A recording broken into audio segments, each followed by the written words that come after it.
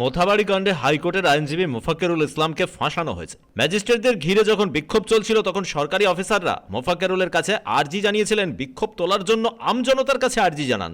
সরকারি অফিসারদের আর্জি মেনে সেখানে গেছিলেন হাইকোর্টের আইনজীবী। আদালতে বললেন মোফাক্কেরুলের আইনজীবী, পেয়েছি যে এই মোফাক্কেরুল ইসলাম চেষ্টা করেছে গভর্নমেন্টের সাথে অ্যাসিস্ট করে যাতে এই মব যেটা ওখানে একটা আনলফুল অ্যাসেম্বলি হয়েছিল তাদেরকে সরিয়ে দিতে।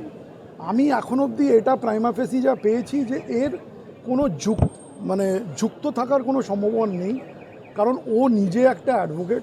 এটাই আমরা এক্সপেক্ট করি যে অফিসার অফ দ্য কোর্ট কোনো দিন কোনো জুডিশিয়াল অফিসার অ্যাটলিস্ট তাদেরকে গিয়ে ঘেরাও করবে। আর আপনি যদি এটাও দেখেন যে 12:30 থেকে ওই পার্টিকুলার জায়গায় আমাদের জুডিশিয়াল অফিসারদেরকে যেভাবে হেনস্থা করা হয়েছে, সেইখান থেকে 20 কিলোমিটার দূরে মোফাক্কেরুল ইসলাম 10টার সময় যখন ওই রাস্তা থেকে পেরোচ্ছিল কালিয়াচক থেকে, ওর উদ্দেশ্য ছিল যে ও যাচ্ছিল আপনার জলপাইগুড়ি মামলা করতে। তো সেখানে যেহেতু আমার কাছে যা ইনফরমেশন, ও সোশ্যাল মিডিয়ায় একটু খুব পপুলার, ওখানকার লোকরা ওকে চিনতে পারে, সেই জন্যে ওকে বলে যে আপনাকে রিকোয়েস্ট করছি আপনি কিছু বলুন। এবার যদি কোনো আমার মনে হয় মাঝে মাঝে বুদ্ধি ভ্রষ্ট হয়, সে সেই জায়গায় গিয়ে কিছু স্টেটমেন্ট করে।